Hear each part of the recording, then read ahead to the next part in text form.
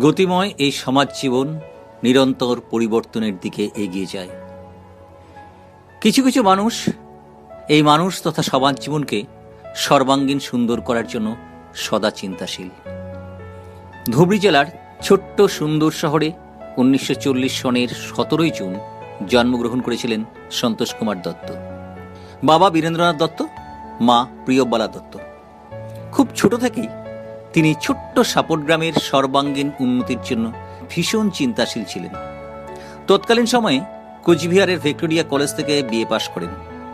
1966 সনে গুয়াহাটি বিশ্ববিদ্যালয় থেকে অর্থনীতিতে এমএ পাশ করেন। কিন্তু সে সময় তিনি সরকারি চাকরির প্রতি কোনো আকর্ষণ অনুভব করেননি বা তাকে আকর্ষণ করেনি।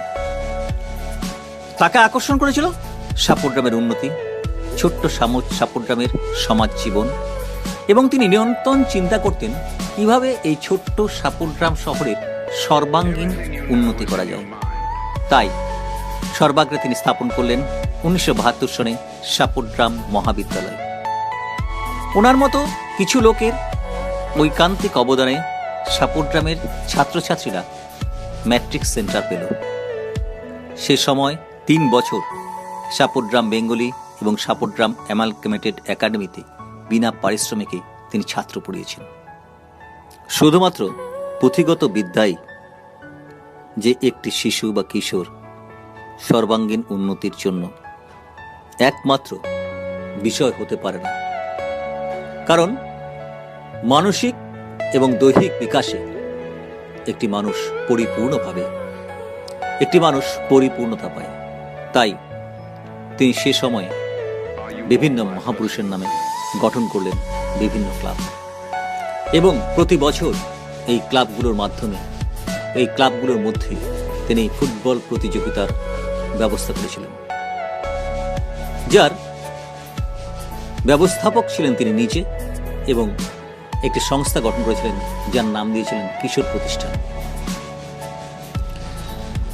সাপট গ্রামের সাংস্কৃতিক জগৎকে তিনি সুন্দর করতে চেয়েছিলেন, তাই গঠন করলেন সাপট গ্রাম সাংস্কৃতিক সংস্থা।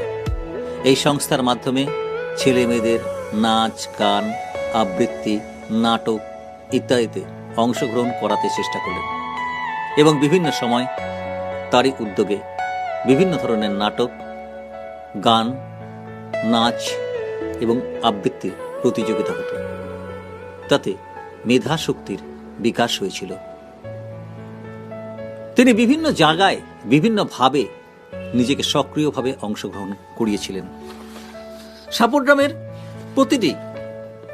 প্রতিটি ক্লাব, প্রতিটি বারোয়ারি, পূজা কমিটি এবং নানানভাবে তিনি সাপট গ্রামের নানান প্রতিষ্ঠানের সঙ্গে তিনি জড়িত ছিলেন। সাপট গ্রাম শাখা সাহিত্য সভা, সাপট গ্রাম অ্যামালগামেটেড একাডেমি, সাপট গ্রাম বেঙ্গলি হাই স্কুল, সাপট গ্রাম সহযোগী চিকিৎসালয়, সাপট গ্রাম সিটিজেন ফোরাম, এন লাইব্রেরি, সাপট গ্রাম ক্রীড়া সংস্থা, সাপট গ্রাম শান্তি ও কল্যাণ সমিতি, সাংস্কৃতিক সংস্থা, কিশোর প্রতিষ্ঠানের কথা আগেই বলেছি। বিভিন্ন অনুষ্ঠান প্রতিষ্ঠানের সাথে জড়িত হয়ে তিনি সক্রিয়ভাবে তাতে অংশগ্রহণ করেছিলেন।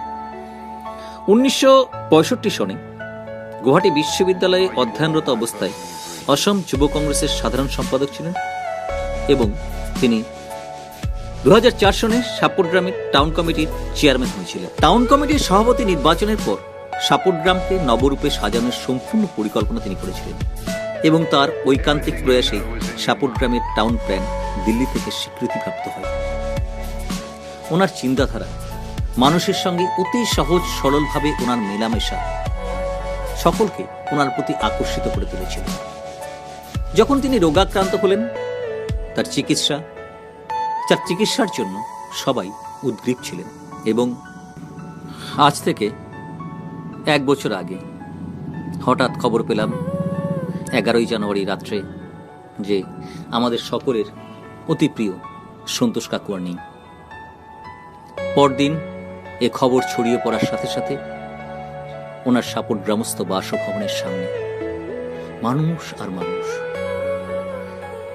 ওনার শবদেহ যখন সাপট গ্রামে নিয়ে আসা হলো, এবং শোভাযাত্রা করে সেই শবদেহ যখন শ্মশানের দিকে এগিয়ে নিয়ে যাওয়া হয়, সারা শহর পরিক্রমা হয় এবং সেই পরিক্রমায় তিনি যে কত বড় একজন মানুষ ছিলেন, এই ছোট্ট সাপুড় মানুষ তাকে যে কত ভালোবাসতেন, কত সম্মানে সম্মানিত করতেন, তার এক চিত্র আমরা দেখেছি। প্রতিটি জায়গায়, প্রতিটি প্রতিষ্ঠান ওনার শবদেহে পুষ্পস্তবক অর্পণ করে। সাপুড় মারোয়ারি সম্প্রদায়ের লোকরা সেই শবদেহ ধারণকারী গাড়ি বাজারের মধ্যে আটকে রেখে তারা প্রার্থনা করে। সুতরাং সাপুড় যে তিনি কত ভীষণ একজন সকলের মানুষ ছিলেন, সে পরিচয় পায়। অবশেষে সাপুড় শ্মশানে তাকে পঞ্চভূতে বিলীন করে দেওয়া হয়। তার এই অকাল প্রয়াগে কাকুর যে সাপুড় নিয়ে একটা স্বপ্ন, সে স্বপ্নটা অপূর্ণই থেকে গেল। আর সাপুড় সমাজ হারালো এক অভিভাবককে। তিনি চিরশান্তি প্রাপ্ত হন এবং আমাদেরকে আশীর্বাদ করুন, জানি আমরাও সামাজিক মঙ্গলের জন্য সচেষ্ট থাকি। ধন্যবাদ।